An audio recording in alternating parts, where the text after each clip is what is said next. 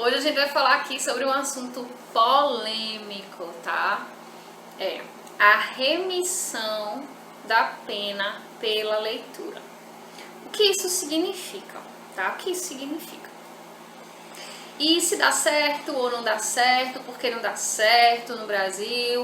O que é que precisa para esse projeto vingar, né? Vingar. A gente vai falar aqui, vamos começar aqui pelo seguinte, separei uns tópicos para a gente abordar esse conteúdo. O acesso ao conhecimento. Olha só, nós temos acesso obrigatório, né, constitucional à escola, à escolarização, né, a ter escolaridade. Mas nós não temos um direito que é mais profundo que esse, que é o direito epistêmico, o direito ao conhecimento. Ora, vejam aí a diferença. Ter acesso à escola,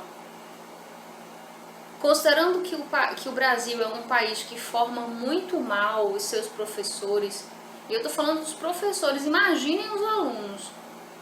Então, um país que não tem uma metodologia séria de ensino, né, não tem recursos suficientes intelectuais à mão dos professores e dos alunos para que eles desenvolvam realmente.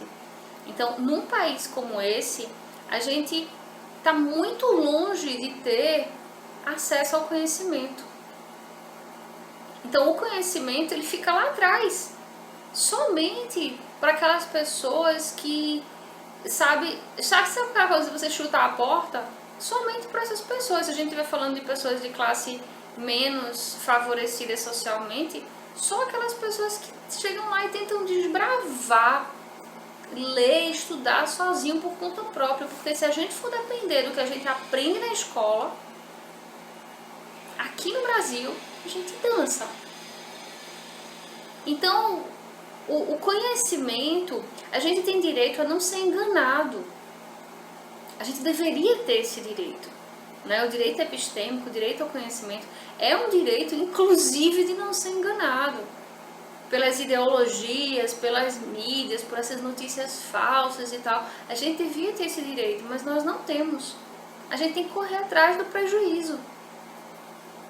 Porque se a gente for depender do que os outros vão ensinar pra gente, infelizmente, não vai haver desenvolvimento, a gente não vai conseguir se desenvolver, vai passar não sei quantos anos aí e o negócio não vai acontecer. A leitura realmente é o caminho. Mas por que a leitura é o caminho?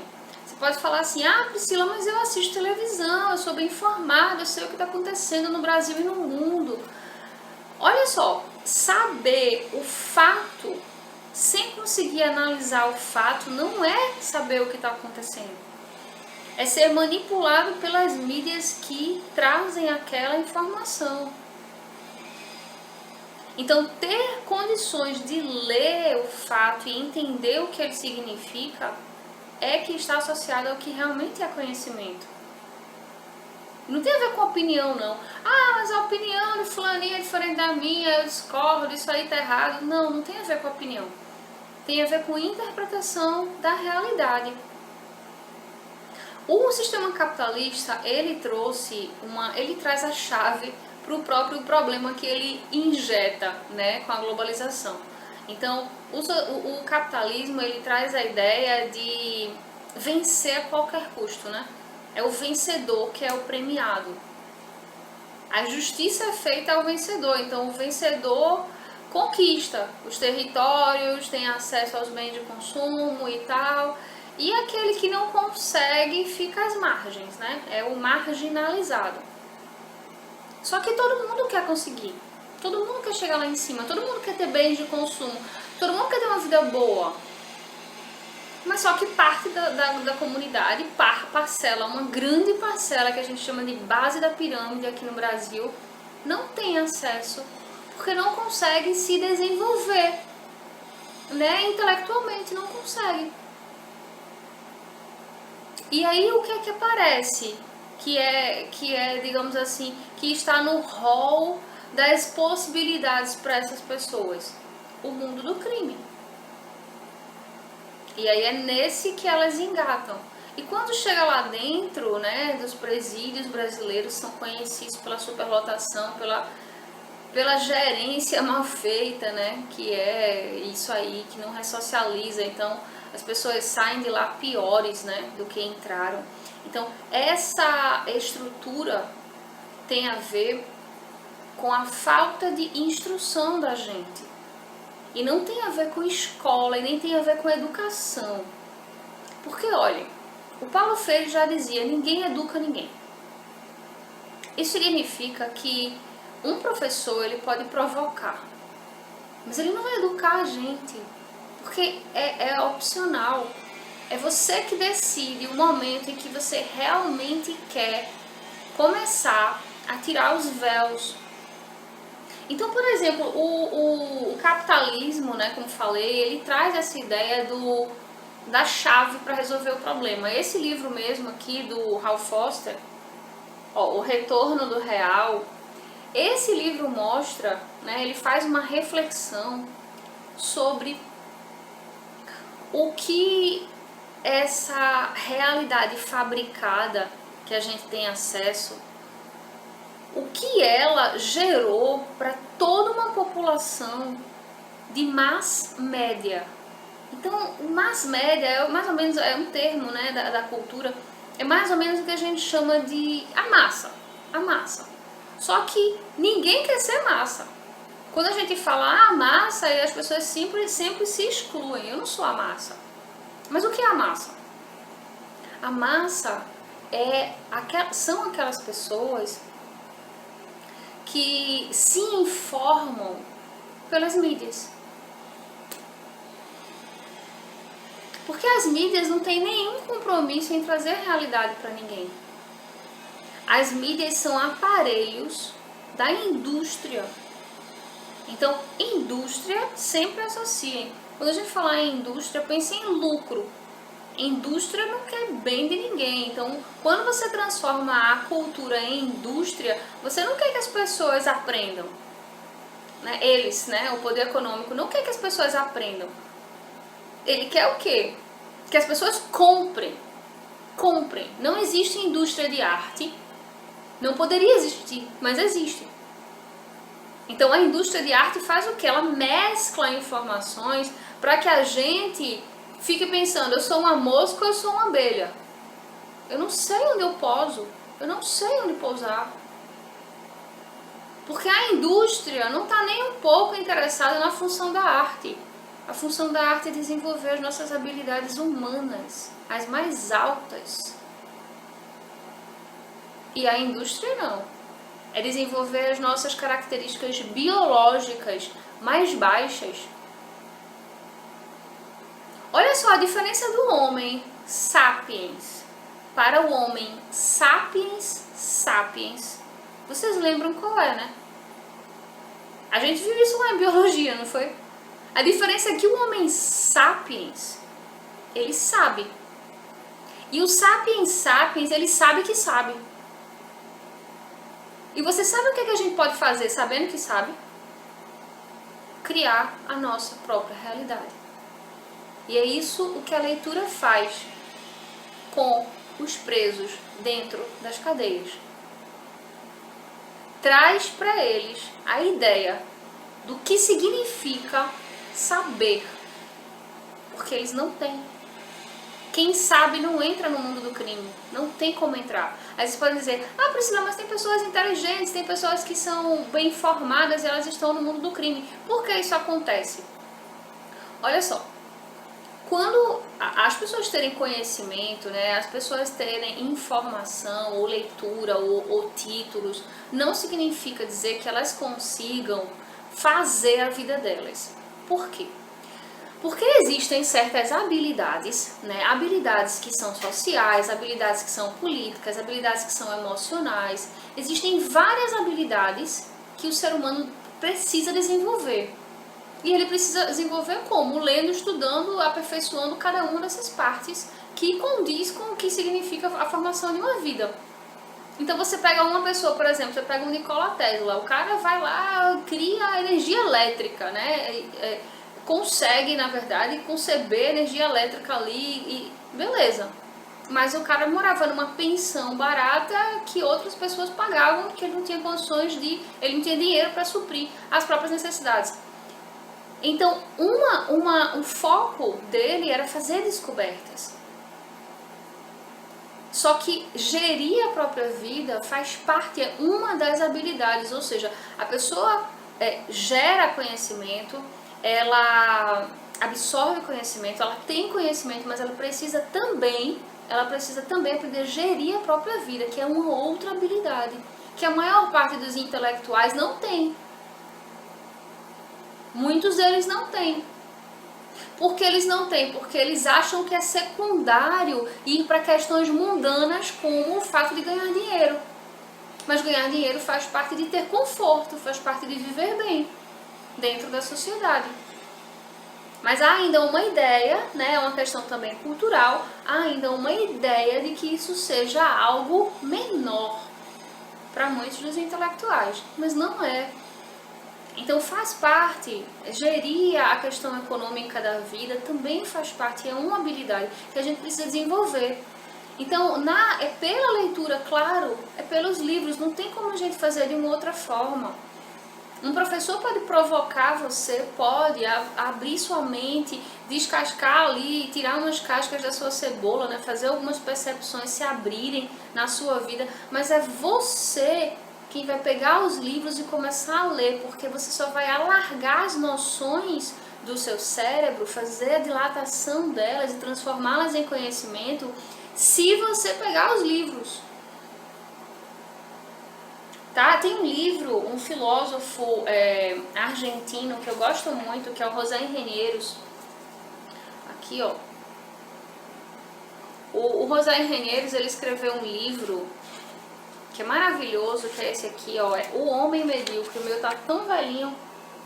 Eu já li esse livro várias vezes. E O Homem Medíocre, essa versão tá em espanhol, né? Que o cara é argentino.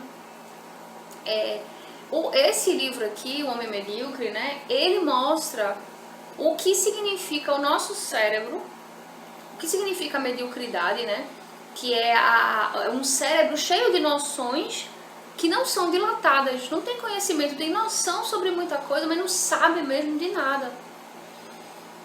Ele mostra a flacidez, porque o cérebro, ele é um músculo, igual aos nossos músculos do corpo, igual, idêntico. Então, se a gente não dilata as noções, se a gente não concebe o conhecimento num grau de profundidade alto, a gente deixa o músculo flácido. Então, quanto mais, não tem esse negócio de, tá faltando informação, meu cérebro tá muito cheio, professora. Não existe isso. O cara que usou mais o cérebro, o Albert Einstein, usou 7%. A gente não faz a menor ideia do que significa usar o cérebro. Não faz a menor ideia. Então, a gente precisa evoluir muito e tem que ser rápido. Então, quanto mais a gente estuda, analisa, aprende a dilatar as noções que tem no nosso cérebro, quanto mais a gente aprende, mais habilidades a gente consegue conceber e mais chances a gente tem. Porque o conhecimento, ele abre um leque de possibilidades pra gente. Então, quando você pensa, já houve projetos em penitenciárias em que levaram autobiografias para dentro dos presídios para que os presos lessem a história de outras pessoas que vieram de baixo como eles, porque a maior parte dos presos vem das camadas mais baixas da sociedade, mais marginalizadas. Então, levaram autobiografias para eles lerem. Por exemplo, pensa comigo, o cara aqui, ó, de Pernambuco, o Rei da Coxinha. O Rei da Coxinha, na verdade, são dois irmãos, né? E os dois irmãos ali, eles eram crianças de 11 anos, 10 anos, 9, 11 anos. E os dois, certo dia, não tinha nada em casa, a mãe teve a ideia de fazer coxinha. E mandar eles moravam na beira da BR, ali da 101. Mandar os meninos pra BR para ver se eles conseguiam vender alguma coisa, parando os ônibus de viagem. E foi assim que aqueles meninos, duas crianças, paravam os ônibus de viagem de um em um, tentavam entrar nos ônibus para fazer uma coisa que ninguém fazia, que era vender comida. E assim eles conseguiram uma vez parar um ônibus, conseguiram parar uma vez outro, e aí eles foram, ó, desbravando um caminho difícil. E aí começaram a vender lanche, aí não, vamos arranjar suco, não sei o que, refrigerante, e eles foram fazendo o caminho. E esse caminho que eles foram fazendo, que eles foram descobrindo, foi abrindo mais possibilidades para eles. Então, quando você vê que é possível você partir da miséria e chegar no Guinness Book como um dos caras mais ricos do mundo, como o Janguier, que também é daqui. O Janguier, o dono da Cera Educacional, o Maurício de Nassau, aí, o Ninabuco, o cara era engraxate e agora o cara tá na Forbes como um dos caras mais ricos do mundo. E quando o Janguier vai dar palestra, o que é que ele fala? Ele mostra como foi que ele aprendeu, como é que ele chegou ali. Existem leis, galera, leis universais, igual a eletricidade. Leis tão certas como a eletricidade. Você toca no interruptor e a luz acende. Você sabe que se você tocar no interruptor, a luz vai acender. Da mesma forma são as leis universais, só que a gente não aprende essas leis na escola. Sequer muitas pessoas aprendem elas na vida ou ouvem falar delas a vida inteira. Sequer algumas pessoas ouvem falar dessas leis. Mas essas leis existem e são elas que fazem a gente conseguir construir a nossa vida com êxito. São elas que fazem a gente realmente evoluir e crescer, tanto do ponto de vista intelectual quanto do ponto de vista financeiro, fazer uma vida, né? E também do ponto de vista da contribuição que a gente dá para a sociedade. É o nosso trabalho chegar para os outros e realmente ajudar as pessoas a se tornarem pessoas melhores. Então Janguier mostra isso, as leis universais, as leis do universo são necessárias, era preciso que a gente soubesse disso aí na escola, que a gente estudasse elas na escola. O que significa? Jesus tentou explicar na Bíblia de uma forma simples, mas a gente lê a Bíblia de modo literal e aí a gente não chega na verdade. Mas tudo que Jesus tentou falar na Bíblia, hoje a física quântica está tentando mostrar, provar pra gente. Todas as lições que Jesus dava, ele estava tentando explicar ali como é que a gente cria a realidade que a gente quer. Que é o que hoje a física quântica tenta mostrar também. E que já é um grande sucesso. Né? Já é um grande sucesso o que a física quântica faz.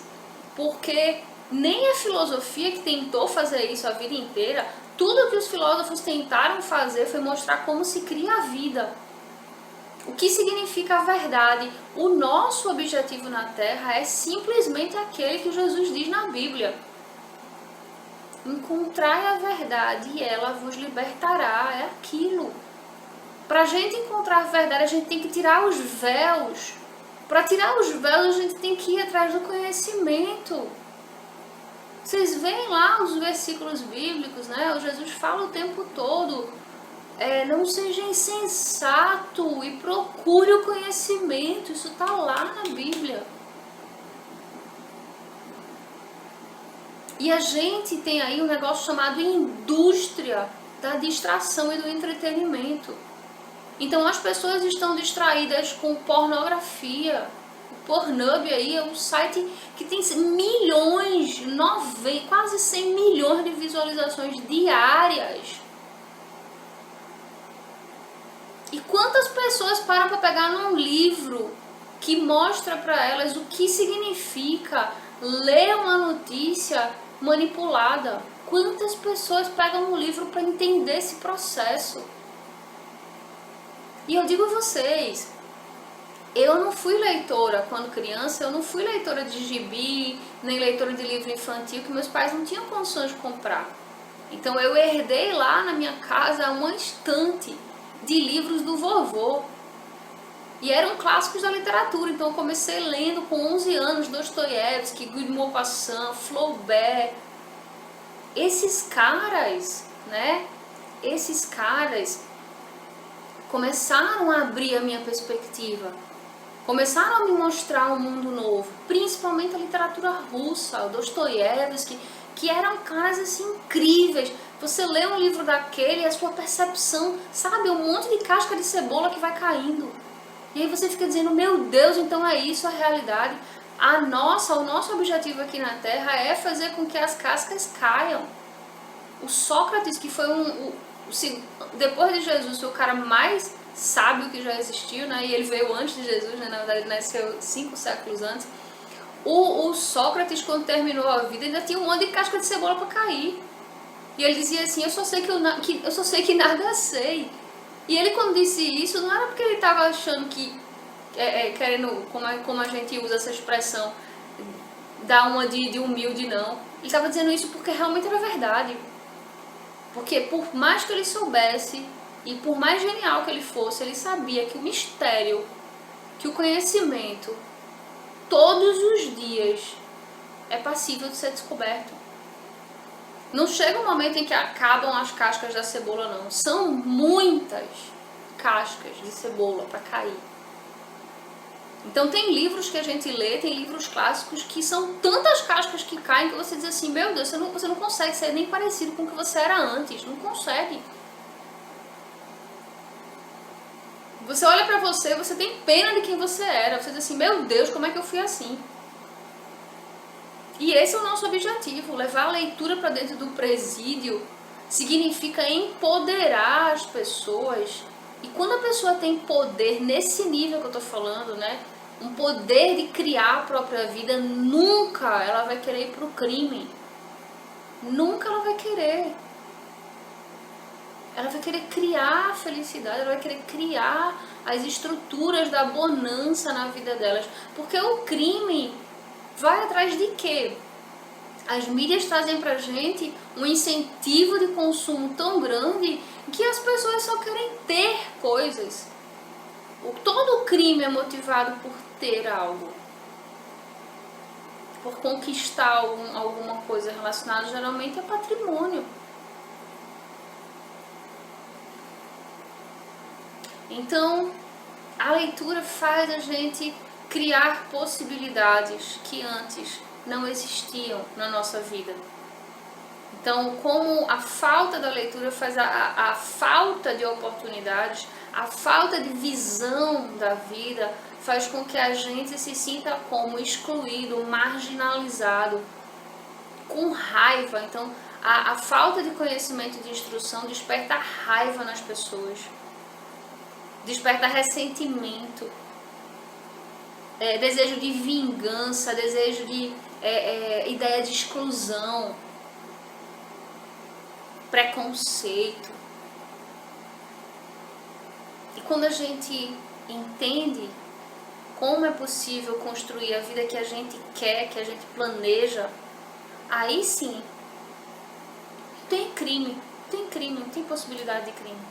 Então, quando as autobiografias e biografias, na verdade, quando biografias foram colocadas para os presos, para que eles lessem dentro dos presídios, em projetos que já aconteceram, em projetos de ressocialização que deram certo, o que é que eles descobrem? Que pessoas tão simples quanto eles conseguiram criar vidas espetaculares.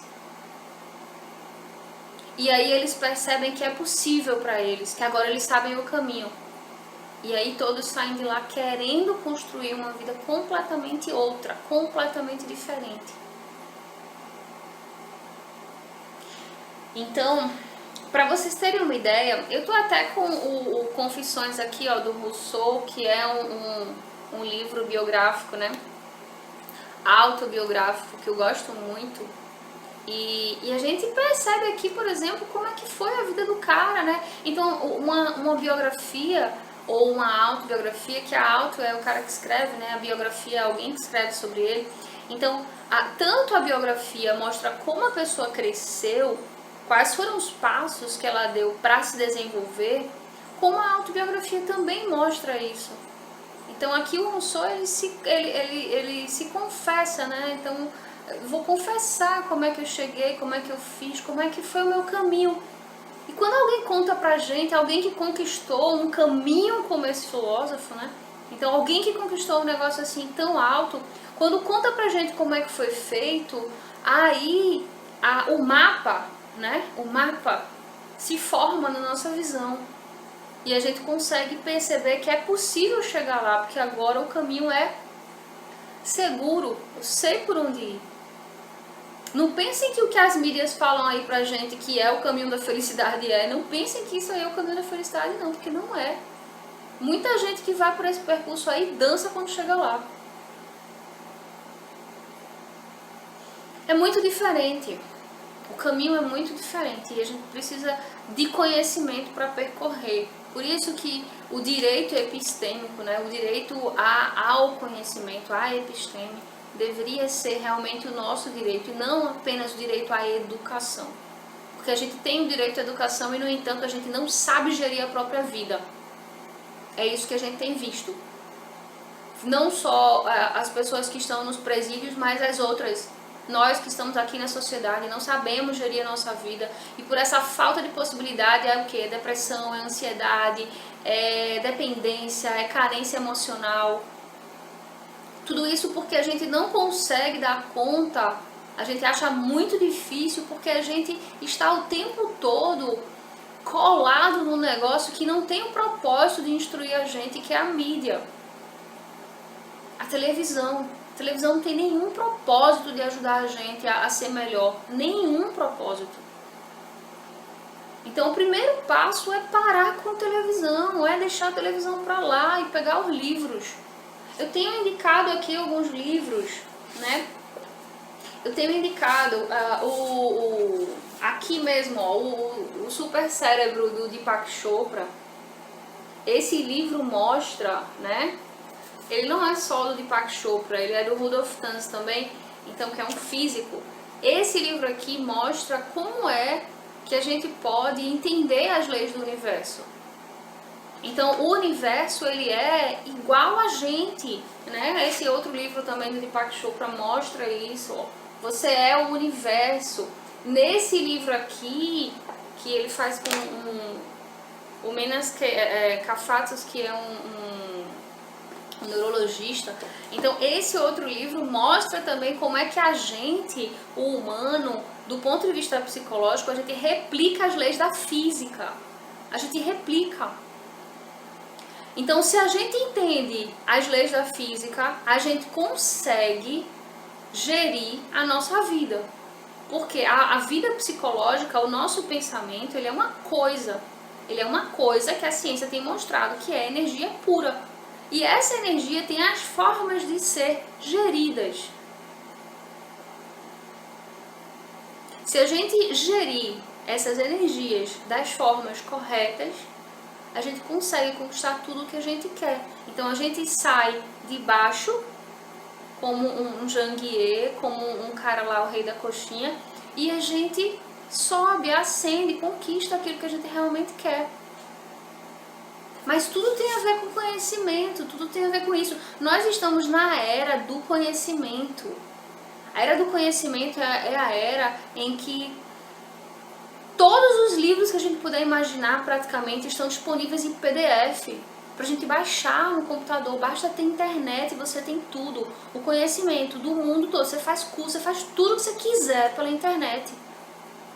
Então você só se distrai, perdendo tempo em novela, em sessão da tarde, em besterol, em sei lá, essas coisas aí que passam em televisão, propaganda, programa de auditório, Faustão. Você só perde tempo aí e vida. Você não está perdendo só vida, você está perdendo só tempo, você está perdendo vida.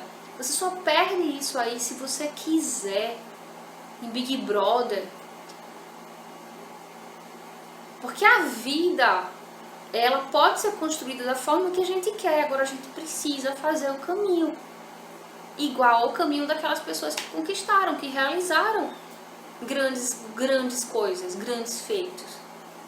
Né? Então a leitura é o caminho para remir, sim, os apenados, para fazer com que eles tenham condições de ter uma vida realmente digna.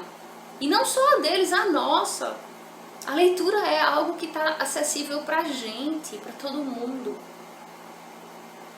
Tá? Então funciona assim num presídio também. Outra questão, o ensino da linguagem simbólica. Se a gente, por exemplo, soubesse ler a Bíblia, né, que é um livro conhecido pela linguagem simbólica, se a gente soubesse ler a Bíblia, a gente ia conseguir, eu falo por quê? Porque a gente lê a Bíblia aqui no Brasil com a linguagem literal, né? Tem vários livros falando sobre a tradição da tradução da Bíblia. A gente lê da forma literal. Aquela linguagem ali não é a linguagem denotativa que a gente conhece, que é a que a gente usa, a linguagem dicionarizada, não é. Aquela dali, a linguagem da Bíblia, é uma linguagem metafórica, ela é feita por metáforas e revelações. E aquele tipo de linguagem ali é por símbolos. Então, cada uma das coisas que tem ali é símbolo. Então, tem um monte de significados por trás. Que a gente não lê quando a gente percebe, quando a gente pega a frase de forma literal, a gente não lê aquilo. A gente não lê a informação correta. Então, a linguagem simbólica também é uma linguagem que deveria ser ensinada nas escolas. Por quê? Porque por meio da linguagem simbólica a gente tem acesso a verdades universais. A gente tem acesso às leis do universo também por meio dessa linguagem. A mitologia, por exemplo, ela traz as leis do universo, que são leis psicológicas também, elas estão dentro da gente. Então a mitologia traz essas leis por meio de historinhas. Então se você entende a fábula ali, você entende a historinha, você entende o mito, aí você sabe como agir. Então ela traz a ação correta para você. Mas é preciso que a gente saiba ler a mitologia, porque se a gente lê os mitos e pensa que o que está sendo dito ali é literal, eita, que malvado, esse cara aqui, ele trai a mulher, olha o que ele faz, ele é ruim, ele não é um deus, como é que ele pode fazer isso? Se a gente identifica dessa forma as ações dentro da mitologia, a gente não está aprendendo nada com ela. Porque não é o que significa, né? Então, um exemplo aqui, só pra gente finalizar. Lá na Odisseia, né, tem o mito do Ulisses. Ulisses, aquele cara que saiu, partiu lá da cidade dele, e de Ítaca, e foi guerrear, né, com os gregos lá. Foi o cara que criou o cavalo de Troia. Então Ulisses passou 20 anos penando no mar para tentar voltar para casa, né, para Penélope, para a mulher dele, e aprendendo o processo de autoconhecimento. 20 anos penando ali no mar para ele se conhecer. Porque é o autoconhecimento que leva a gente ao conhecimento das leis universais e à prática delas. A gente precisa se autoconhecer porque essas leis, elas também regem a nossa psicologia. Então quando a gente se conhece, a gente conhece o que está acontecendo no mundo. Então lá no Ulisses, no final, quando ele volta para Ítaca, que ele pega o arco e flecha lá e ele mata os pretendentes da Penélope, que estão todos no castelo querendo casar com ela, quando ele faz isso, ele não está matando um monte de homem, ele não está fazendo um massacre. Aqueles todos que estão ali são inimigos internos, todos estão dentro do Ulisses. Todos. Inclusive o Telêmaco, que é o filho dele. Então quando a gente lê com a chave certa a mitologia, o caminho se abre pra gente. Então é preciso que a gente entenda o que é a linguagem simbólica, porque se a gente entender, não só a gente pode acabar, né, ou minimizar, na verdade, a violência dentro da sociedade da gente, quanto as nossas, digamos assim, limitações. A gente pode simplesmente diminuir um monte de problemas e de dores se a gente entende como realmente criar a nossa vida. Beleza? Então a gente vai ficar por aqui. O papel criador da subjetividade das autobiografias, quando levado para dentro do presídio e entendido à luz da história de vida de cada um dos presos, faz com que o preso rememore. Ele rememora quem ele era antes de ser um criminoso. E ele volta daquele ponto zero e começa a fazer a vida dele. Então sim, é possível remir as pessoas pela leitura.